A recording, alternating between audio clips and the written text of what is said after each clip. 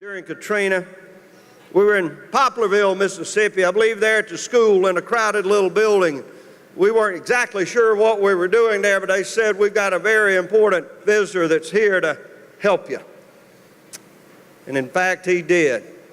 He came down time and time again. He was one of those presidents that knew where Biloxi and Gulfport and Waveland and all Ocean Springs and everybody was out and who they were. He's been asking about you by name. Ladies and gentlemen, the 43rd President of the United States of America, George W. Bush.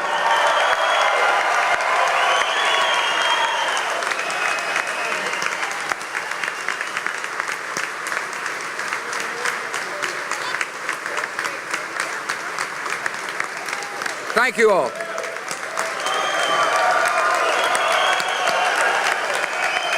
Sit down.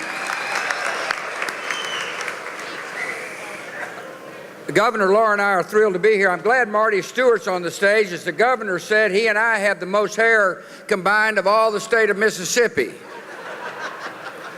Governor and Deborah, you're very kind to welcome Laura and me. I can't think of a better place I'd like to be than here honoring the sacrifice and service of so many to deal with the horrific storm of Katrina. When I was thinking about Katrina, the first person I thought about was Haley Barbour. Haley, I'll never forget when he said, if somebody shoots you when you're looting, we're not going to prosecute the shooter.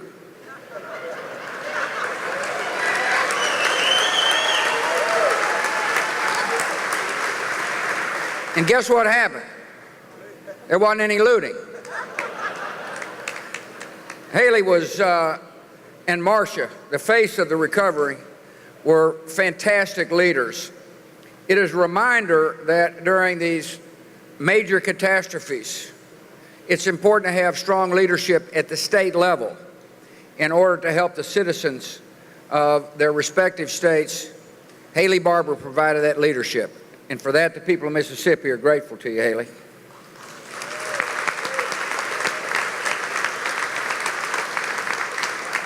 I'm thrilled to be here on stage with two fine United States senators.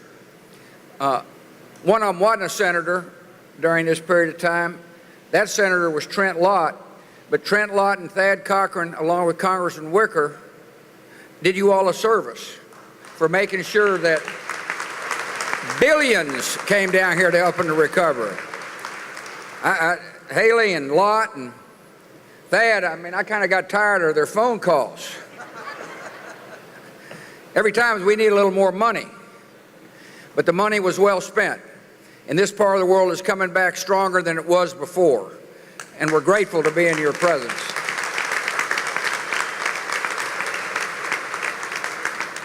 I want to thank the Mayor, Billy Hughes, for welcoming me and Laura and the First Lady of this important city. Last time I was here, it didn't look quite this pretty. And the place was just totally devastated. And then to see all the boats and the cranes is a testimony to the recovery of the Gulf Coast. You know, when I think about Katrina, I of course think about the lives lost, 238 here in Mississippi, and I know you'll join me over the time to pray for the loved ones who still mourn the lives lost. It's important, however, not to stay stuck in the past. It's important to realize how positive the future can be. You know, I'll never forget flying over Waveland, and Benny Longo was the mayor. I don't know if Benny's here or not. Tommy. Where is Tommy? My old friend Tommy. Well, Tommy, when you were mayor, you had a better seat.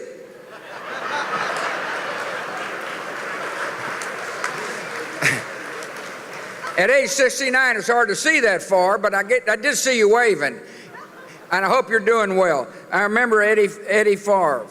Now, Eddie, I don't know if you remember Eddie. Where's Eddie? Eddie, did you ever change your shorts? Still got them on. Eddie, I must tell you, though, it looks like you might need a size larger. 2 sizes. Oh, Rocky Pullman. I don't know if the county supervisor Rocky's around, but it was a joy to meet these local officials. How about my friend A.J. all the way Holloway? There he is.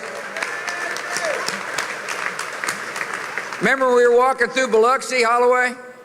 It was a doubt in everybody's mind whether or not these cities could ever recover. Not in your mind, and not in the mind of the leaders who were running these cities and the counties.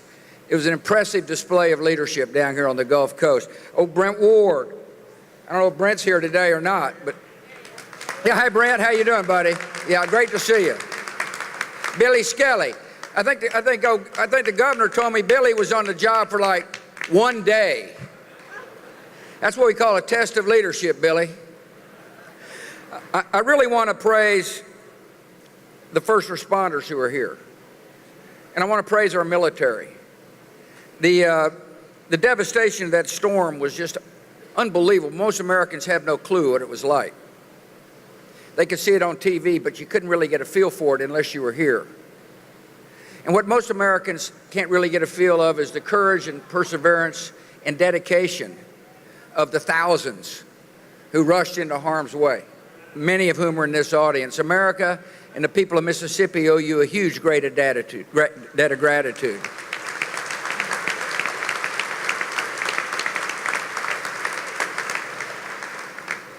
The 10th anniversary is a good time to honor courage and resolve. It's also a good time to remember how blessed we are to live in such a compassionate nation. I don't know if you remember, but there were church groups all around the state of Mississippi and all around the nation who came down to here to help feed the hungry and house those who had lost a home. No law, no government edict said you need to go down and help. In my judgment, they responded to a higher calling, to love a neighbor like you'd like to be loved yourself. It's a great testimony to the character of the American people, for people to come to help total strangers. I remember walking the rubble and meeting the Baptist men's luncheon group. They were feeding people. I was kind of hungry, so they fed me. But it was it was so inspiring, and I hope you remember that. And I hope the people of the country who are honoring your sacrifices as they pay attention to the 10th anniversary recognize that the uniqueness of America is found in the compassion of its citizenry. And this storm brought that out a lot. I want to thank the governor and his team, as well as the business people, the workers who have worked to get the Gulf Coast back up and running. Everybody's going to tell you there's more work to be done. But if you don't have the perspective that I've got, which is my memory of what it looked like, it may be hard to see how much progress has been made. You have made a lot, a lot. This is a vibrant part of our country.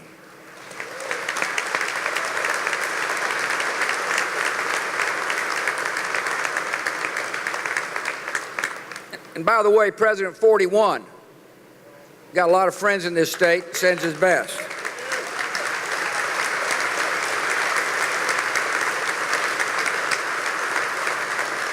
People ask me all the time how he's doing. And I say just fine. He's still got a sense of humor. After all, he was the guy who said, who would have thought getting out of bed at age 91 would be more dangerous than jumping out of an airplane at 90? And the gray fox, she's still feisty. She sends her best as well. I'm often asked what life is like after the...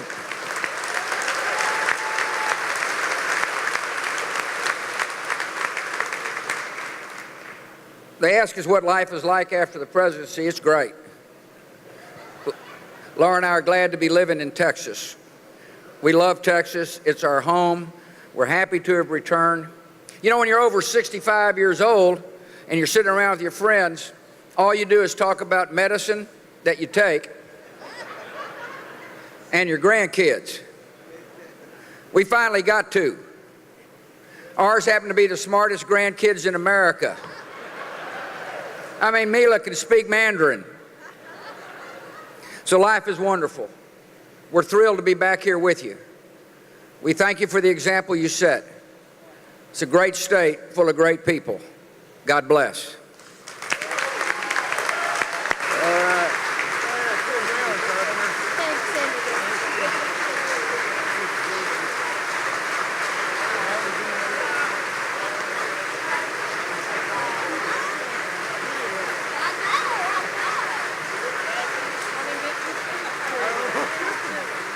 How do you think that Mississippi can move forward now, 10 years later? Well, it's economic growth. It's about providing jobs. It's about tourism. If you look at a third of the tourism in the state of Mississippi occurs right here on the Mississippi Gulf Coast. About population, 2.5% of the people who left here are back. A growth in population. So we're actually growing. More people are coming to the Mississippi Gulf Coast than were here before the storm. Those are remarkable statistics. You see a dynamic energy that is occurring here from the ballpark to Keesler Air Force Base, the best Air Force base in the nation.